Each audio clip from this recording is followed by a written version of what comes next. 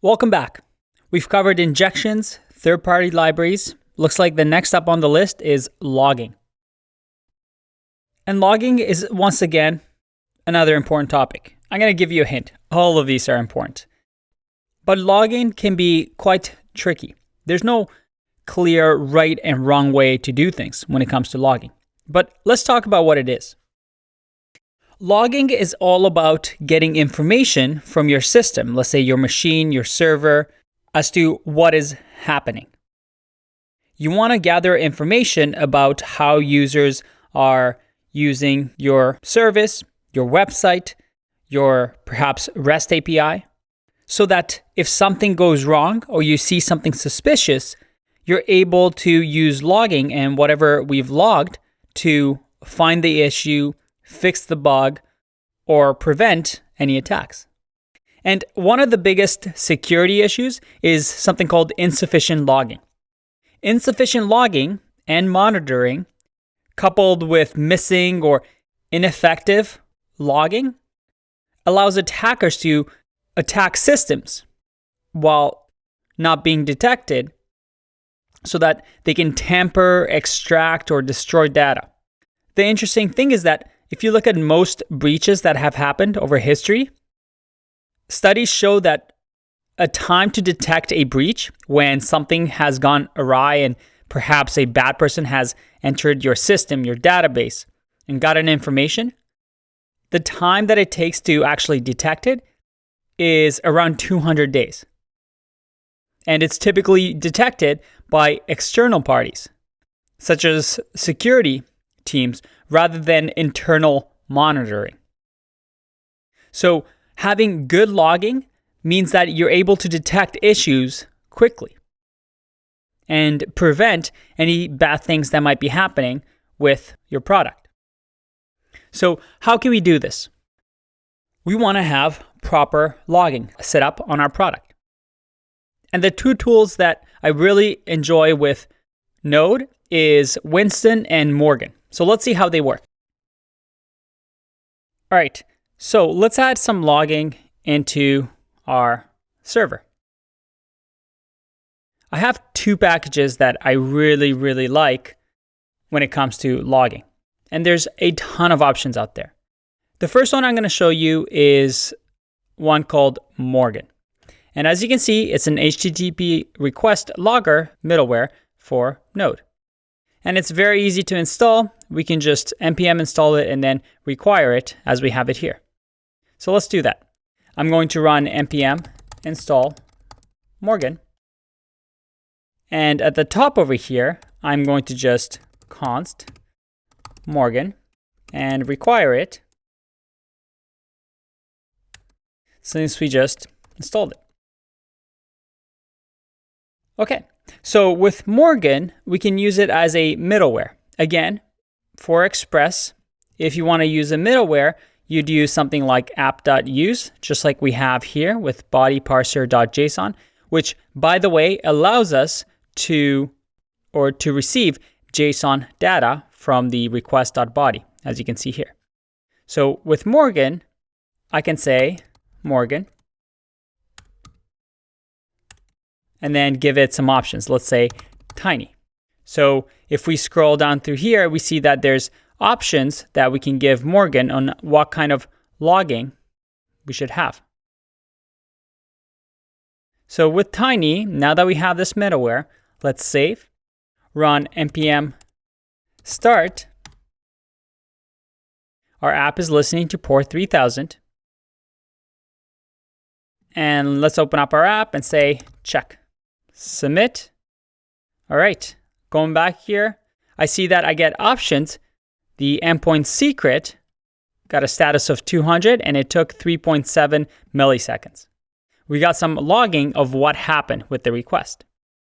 Now, here's a little side note that we need to fix before we can actually test this. You see that this is options instead of the post request that we're expecting? Well, if I open up the console here, I'll get an error, which we're going to talk about in an upcoming security video about CORS. So for now, we're going to leave that the way it is. We're going to fix this problem and come back to it in an upcoming video, so don't worry. The way we fix this is we install, npm install a package called cors. And we're going to, again, use that as another middleware. So const cors equals require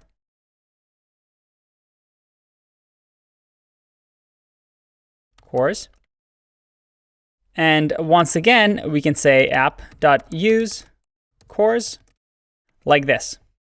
So let's save that. Let's run npm start again. And go back to our app. We're going to try that one more time. Hit check, or let's change to hello, submit. And we go back and look at that. We have a post request that hit the endpoint secret. We return status of 200, and you can see the times here as well. Very cool. All right, so Morgan has this logging that we get. Okay, we can do another one that I like, which is combined. And I save here, go back, type something like bye, submit. And look at that. We get a lot more information. I get a post request. I see what kind of HTTP protocol I used. I look at what kind of device the request came from, and a ton of more information. So just by having Morgan, we have this information that, for example, if we had a server that was an API, we can now monitor. And if we knew that at 4 p.m. something might have happened, we can go back in time and see, at this time, something happened. Why did less users send post requests or log into our website or any other metric that you may need? Remember, the more information you have, the better you can be informed about what is happening. So Morgan's pretty nice. Let's look at another one. The next one I want to introduce to you is called Winston. We're going to npm install Winston. And we're going to grab it like this. So let me close the server, run npm install Winston. And while that's installing, let's go to the Winston documentation here. And you see that it's a logger for just about everything. Yeah, you can think of Winston as the console log that we have, except it comes with a ton of more features that you can use, and you can read up all about it. It's really, really good, and I've used this in production, and I highly recommend it. See, with console log, you can only do a few things. It has limitation. With Winston, you have the power to do a lot of interesting things. So let's change this console log to Winston, because now we're able to use Winston, and see what kind of log we get from user input. I'm going to save this, run npm start. Let's go back to our app and say check, check. Check. Go back.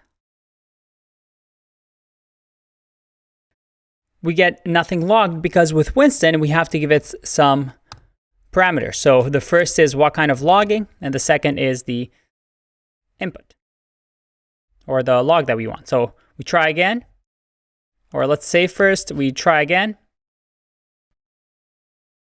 And there you go. Info check, check. And we can do some really cool things. For example, if there's some sort of an error, we can have Winston respond with, let's move this down here and say, this is good. We're getting the user input.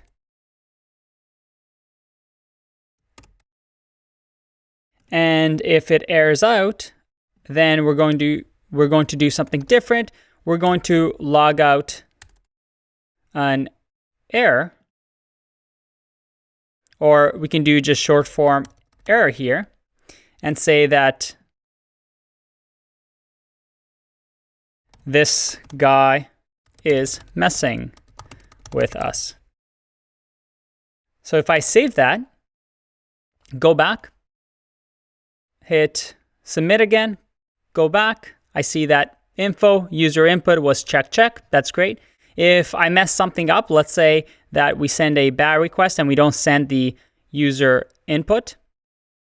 So let's just say that on the front end, I'm going to send user input with an exclamation mark. Well, I can't do that. With 1. I'm going to save, go back. Let's refresh this and we'll say, how about now? Submit. And look at that. Error. This guy is messing with us. So you see over here how with Winston, we can get some really, really good logging so that we can go, because these will be logged somewhere, we can go back in time and say at 4 p.m. our server shut down or we experienced some issues. We can go back and see, what happened this time, and we are able to get hints about maybe some of the inputs that users have sent or other things. And you can see here that logging is up to you. What information you want to keep, what information you want to save is completely up to you. The idea is that you want to have good information, but you're not storing any personal information in your logs. And most definitely, you're not returning any logging input to the client. Because if we send something, let's say a user tries to sign in, and if we send with an error, or we return instead of a status saying user already exists, well, if we respond to that and we send that to the front end, now I'm giving information away about my system. I'm letting the person on the website say, oh, I just found a user that might be in a database. Maybe I can try logging in with them and use SQL injection to see if I can get their information. So here's the thing with logging. It's very tricky, but you want to log information as much as you can so you can get this knowledge about how your system is working. But you also want to be careful to keep this information to only the levels that should have access to see this. So you never want to log out system errors in a front end on console, because then anybody in the world can see it. Finally, I want to end off with one thing. There's a major issue with logging in that we're relying on logs for security purposes, but logs are only going to tell us of a malicious event once it's already happened. And if we only periodically monitor our logs, then we're going to miss whatever information was important at the time anyway. And then there's also the issue of how much data do we want to actually record.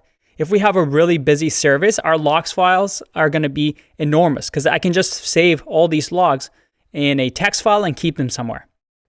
And the more information we have, the harder it is to find data that we might be looking for. Anyway, logging is a complex topic, but you want to just be thinking about this.